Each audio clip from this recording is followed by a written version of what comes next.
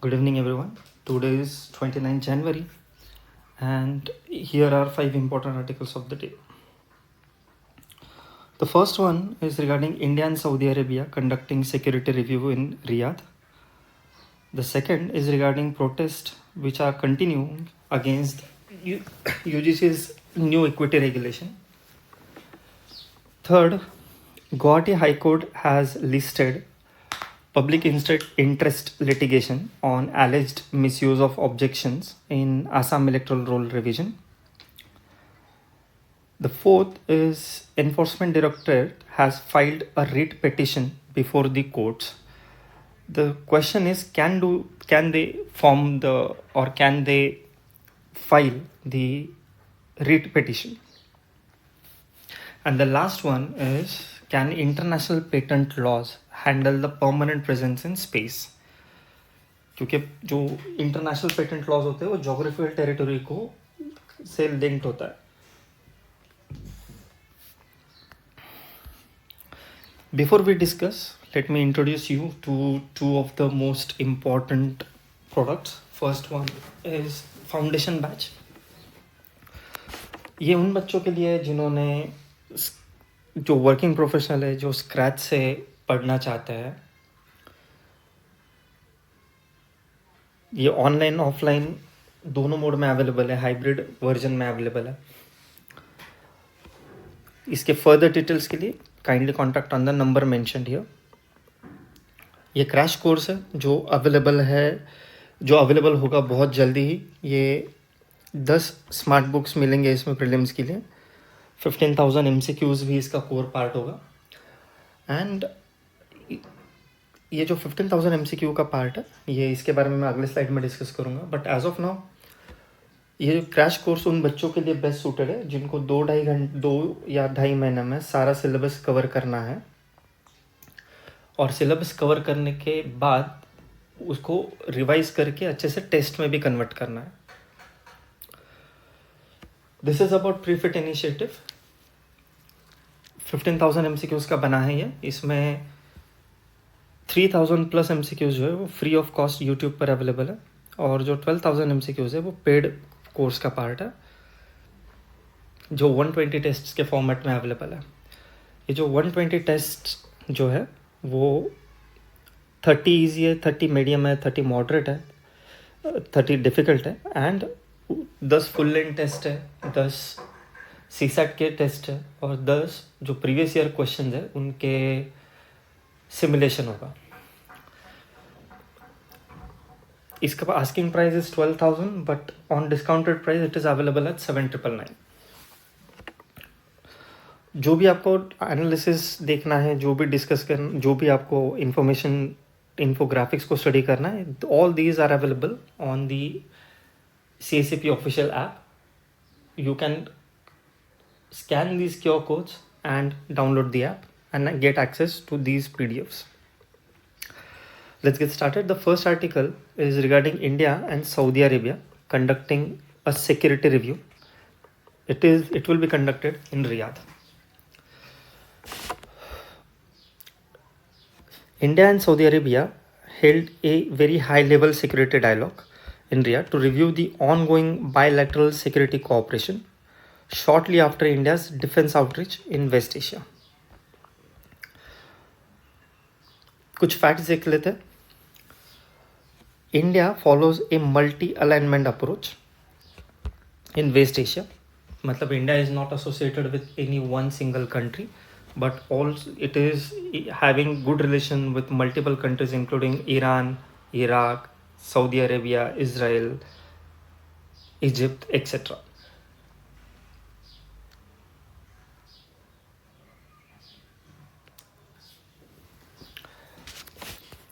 Saudi Arabia जो है, it is a key partner in India's energy security as well as diaspora interest. क्योंकि India के बहुत ज़्यादा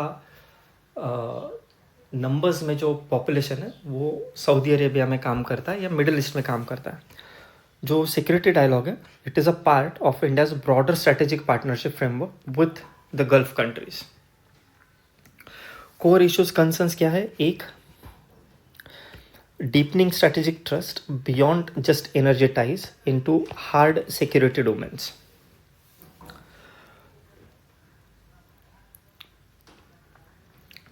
Second is convergence of counter-terrorism amid regional instability.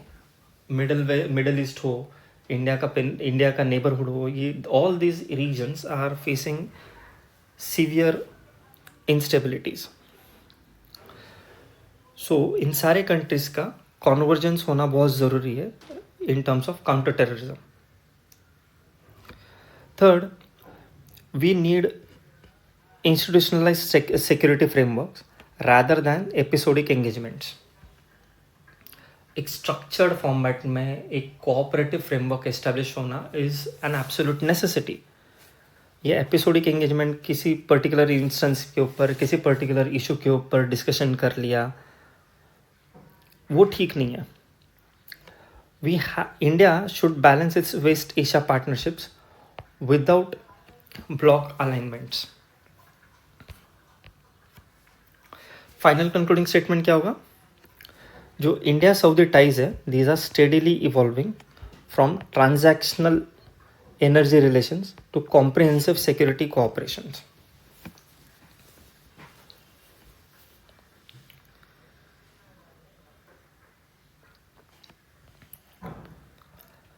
Please pause the video and try and attempt this MCQ. Consider the following statements regarding India-Saudi Arabia security cooperation. Statement 1. It reflects India's shift towards issue-based strategic partnership in West Asia. Statement 2. It is limited only to the defense equipment trade. Statement 3. It complements India's broader multi-alignment foreign policy. Correct answer is 1 and 3, because it is not only restricted to the defense equipment trade. You may pause the video and read the explanation in details.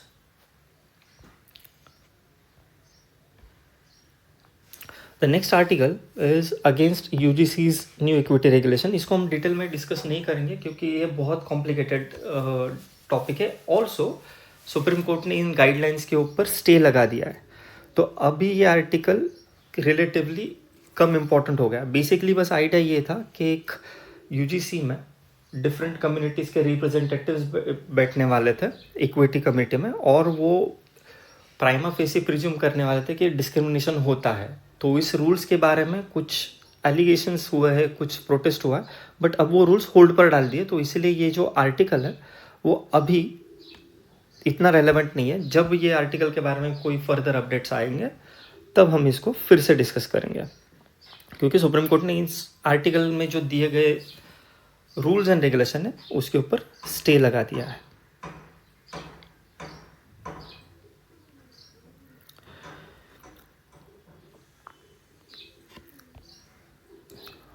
Next article, Guwahati High court. एक PIL file हुआ Guwahati High court में, जिसमें ये allegations लगाए गए कि जब role revision होता है, सिस्टमेटिक इंटेंसिव रिवीजन में अंडर आर्टिकल 324 जो इलेक्टोरल रोल प्यूरिफिकेशन चल रहा है, उसमें जो ऑब्जेक्शंस रेज किए गए हैं वो गलत तरीके से रेज किए गए. It has been alleged that there is the misuse of objections in Assam electoral roll revision. तो इस PIL को गुवाहाटी हाई कोर्ट ने एक्सेप्ट कर लिया. स्पेशली 2026 में जो इलेक्शंस होने वाले हैं उसके कंटेक्स्ट में it becomes very important.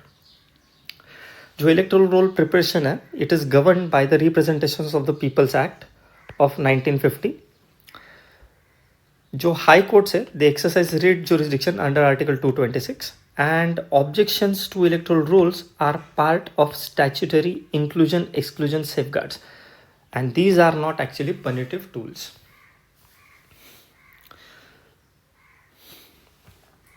Guwahati High Court list PIL on alleged misuse objections in Assam electoral roll revisions. जो core issues concerns है वो है जो potential subversion है of electoral integrity through fraudulent objections. Second is risk of disenfranchisement of genuine voter via impersonation and identity misuse. Third is administrative opacity in handling form 7 objections. जो भी objection raise किए जाते हैं उसको deal कैसे करेंगे, उसको रोकेंगे कैसे, इसके बारे में एडमिनिस्ट्रेटिव के साइड से काफ़ी कुछ क्लियर नहीं है. Fourth is the accountability gap between election authorities and state administration.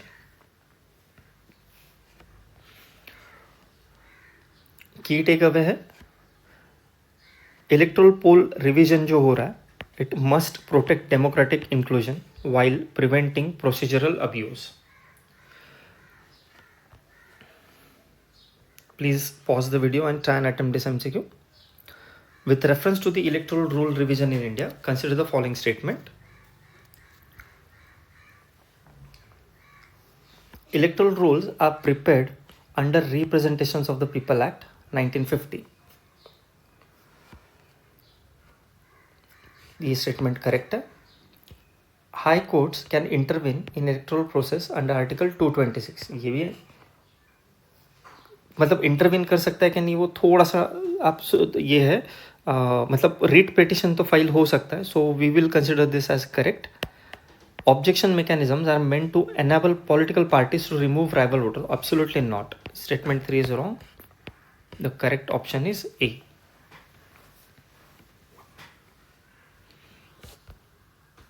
You may read detailed discussion. You may read detailed context here. The fourth article is, can ED Enforcement Directorate, एक executive agency है, can it file a writ petitions before the courts.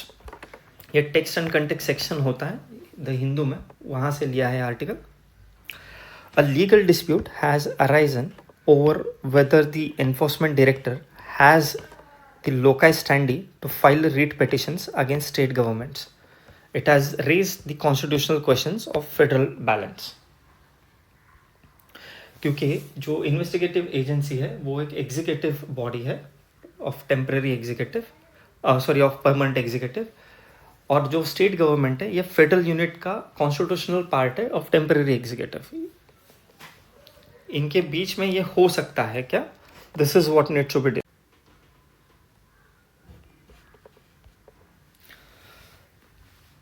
Article 131 grants the Supreme Court exclusive jurisdiction over center-state dispute. And ED जो है, it functions under Prevention of Money Laundering Act (PMLA) under Ministry of Finance. Finance Ministry के under ये काम करता है. जो core issues जो concerns है वो आगे फॉलोइंग है.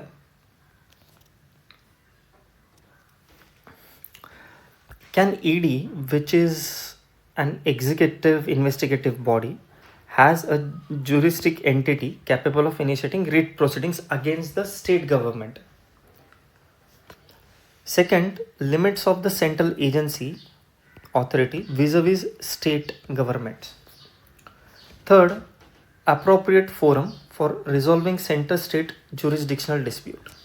And fourth, risk of institutional overreach by investigative agencies. Key takeaway है, the case is going to test the constitutional limits on central agencies and the balance of India's federal structure. The final article of the day, but उसके पहले ये quickly MCQ solve कर लेते हैं. With reference to the writ jurisdiction and center state dispute, consider the following statements. 1. Only the Supreme Court can adjudicate disputes between the center and the states under the Article 131.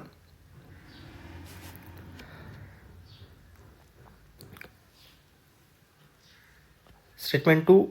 Investigative agencies automatically possess the right to file writ petitions. And statement 3. High courts exercise writ jurisdiction under Article 226. The correct answer is 1 and 3, because the investigation agency do not possess it automatically. The final article of the day, can international patent law handle a permanent presence in space? With the prospect of long-term human presence on the moon and beyond, the questions are emerging on whether the existing international patent regime can govern the innovation in outer space. जो outer space treaty है 1967 की, it prohibits national appropriation of celestial bodies.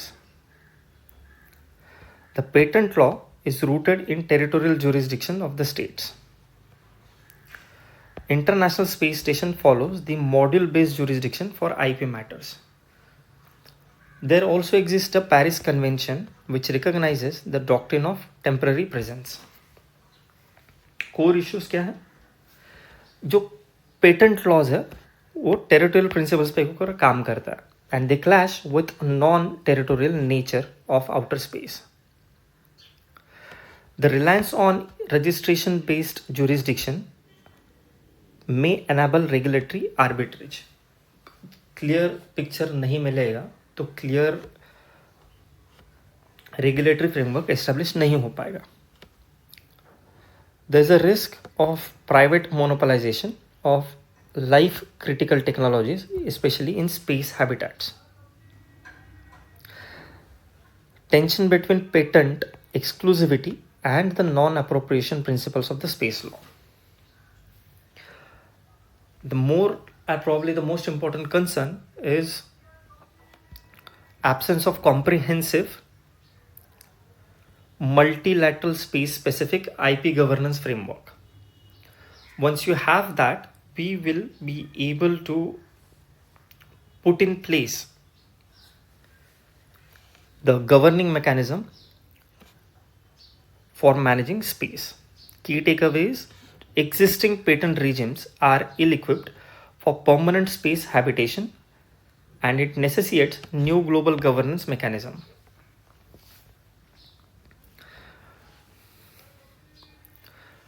May I request you to pause the video and answer the following question. With reference to the patent law and outer space, consider the following statements. 1. International space law allows national sovereignty over celestial body. Answer is wrong. Patent law is primarily based on the principles of territoriality. Correct. And the registration-based jurisdiction is currently used to extend the patent protection into space. Correct. The correct answer would be 1 and 3 only. Sorry, 2 and 3. Statement 1 is wrong. Correct answer would be 2 and 3. You may read the details and access this PDF from app. Our smart books now available in Assamese transcript. You can access these by contacting on the number mentioned here. Thank you so much. See you again.